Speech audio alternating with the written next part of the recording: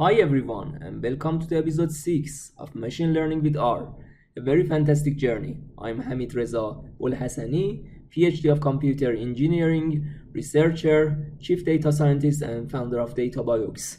I'm really happy to see you again in this episode. Okay, let's go to the topic. As you remember, we have introduced density-based scan for clustering algorithms and for clustering, and we have worked on this dataset for iris classification. As you remember, we had run many codes for this and got very good results.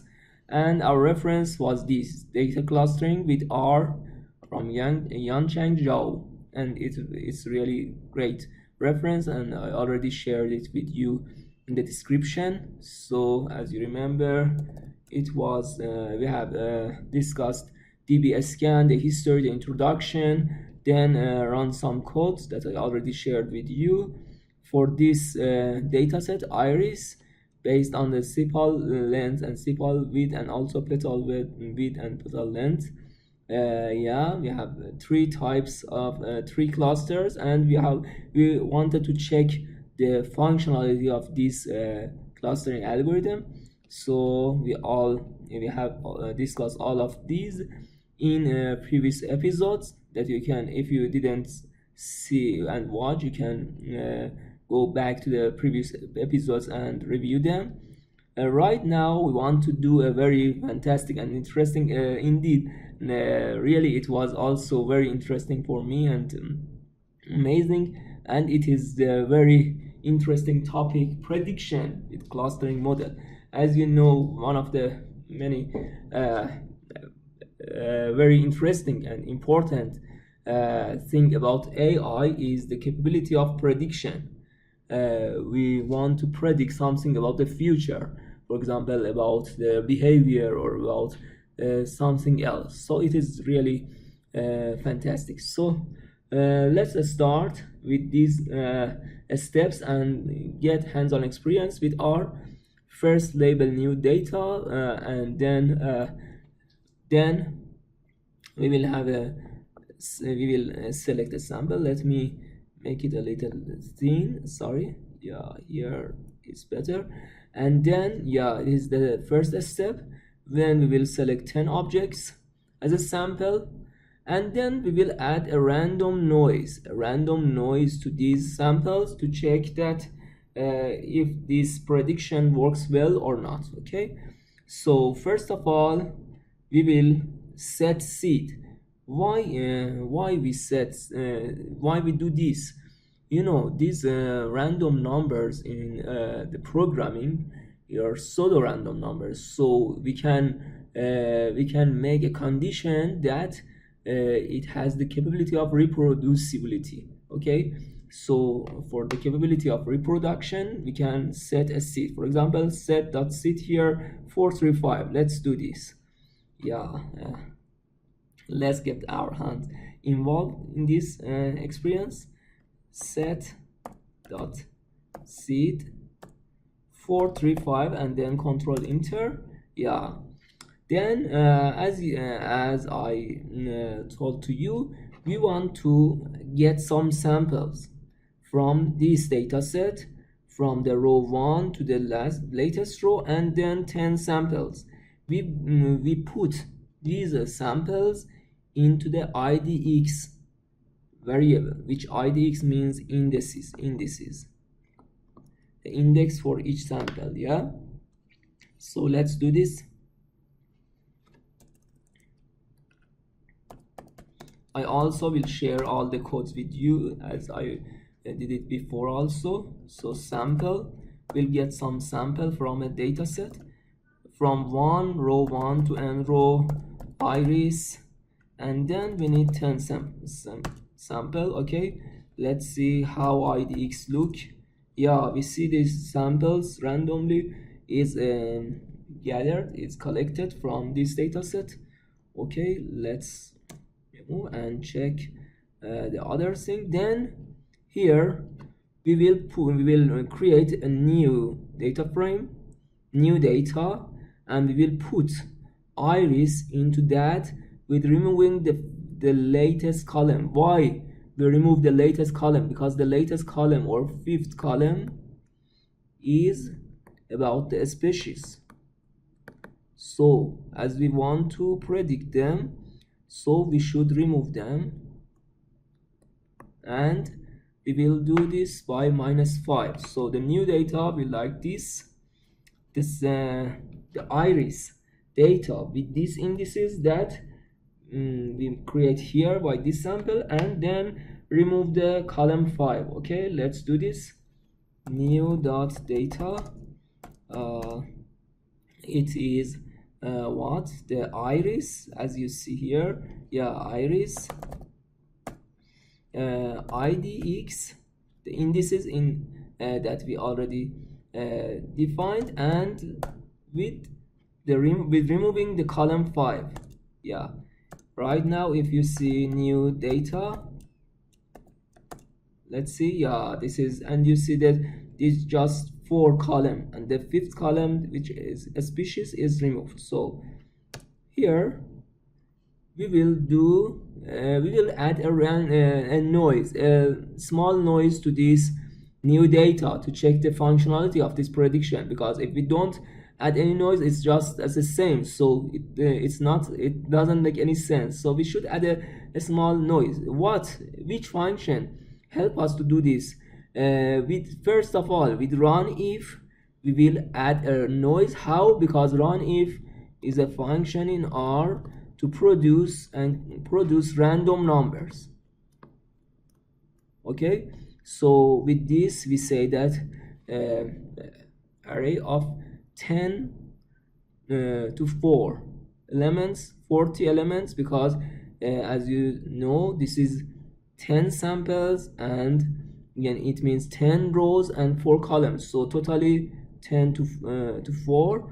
And the random numbers here, we this other choose to select between 0 to 0.2, a very small noise. We want to add this matrix of this small noise to this new data, and enrow 10 number of rows and number of column 4, because also this matrix, this 2-dimension matrix, is also 10 to 4. Okay, so this if it is the original data set, new data is 10 to 4, we add a noise, so the dimension should be the same as you see here. So let's see. And one more thing, this matrix here, we create the random numbers, and this matrix function will convert it into a matrix. Okay, I think it's clear. So let's do this. New dot data, here again, new dot data plus the noise that we want to add here, a matrix. We want to make that random numbers in a matrix. Runif for creating random numbers. Runif we know that the matrix of new data, as you see here, is 10 row to 4 and 4 columns, so 10 to 4. Then minimum is 0. We want the minimum of number to be 0 and max to be 0.2, as we said that we want to add a very small noise. And here the matrix dimension 10 row and 4 column. Yeah, so we create random numbers in this with these characteristics, minimum 0, maximum to 0.2, and then we make them, convert them in a matrix into a matrix with 10 number of rows and 4 the number of columns to equal to 4. So let's see. Yeah, it works fine. Let's see how it looks like. You can see here is the new data shape, and then new data, the new data. Yeah, we see you see that we have a small noise here. Okay, so all fine and great. So let's see, right now we want to do the prediction. For example, if it's like a new data that our model didn't never seen it before, so we want to check, for example, it's a new garden of iris. We want to check which iris is, each data is belonging to which iris, and we want to do the classification based on DBSCAN, what we learned till now. So let's do the prediction. We will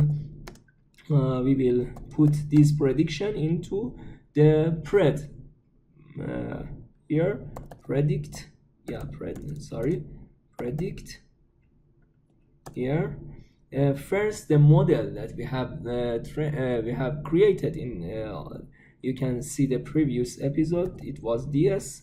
Since it's based on DBSCAN, then on iris, yeah, and in this data set, and as you see here also, yeah, iris 2, because iris 2, what was iris 2? Iris 2 was the iris data set without the column 5, without the species. So it should be iris 2 here, iris 2, and this new data.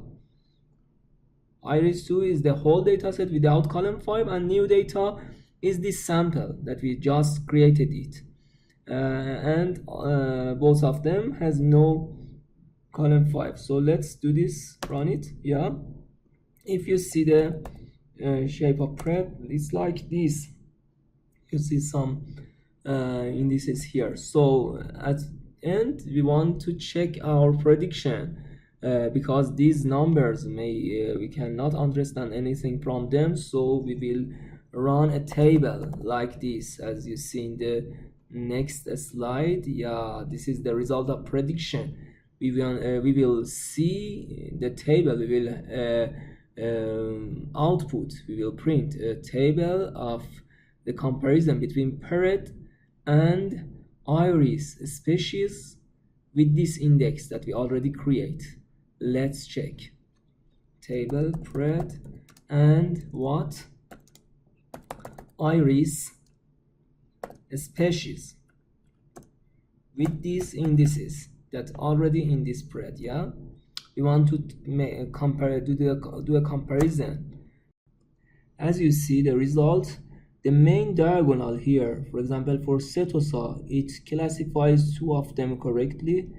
For versicolor 3 and Virginica 1. As we see, it's out of 2 plus 3, 5 plus 1, 6 out of 10 is classified correctly. Good for a start, but not very good. It's not a good start. We should optimize it. And if we see the document here, it's 8 out of 10. 8 out of 10 here. You see, sorry, here, yeah. If we go to here, 8 out of 10 is classified correctly, which is better here. So in these cases, we should double check everything. We should double check the data, the method, and rethink about this. For example, here we can also change and modify this set seed. Let's copy this code here and check with a new seed. Yeah, maybe it help. Or we should check other settings and other methods that we can think about. So let's see. Wow, great. Here the performance of classification accuracy became very better, even better than what we saw in the document. It was 8 out of 10 right classified. Here we see 3 plus 3, 6 plus 3, 9. Wow, it's really great. I'm very happy that we could also do a small improvement here for classification. So it's great for this small problem, and it was just a method of thinking, just a suggestion. Maybe you find a better way in all your bigger problems. So it was I think it's enough for this session. Please kindly share with me any feedback, any comment, or anything that may help me in this way. I would very highly appreciate and really happy to see and hear your comments and feedbacks and anything that you can share with me. And if you and your friends or colleagues are eager to have or like to have collaboration in some collaborative like this contents and workshops on YouTube, I really be happy to collaborate with you. Hope see you in the next videos, and bye.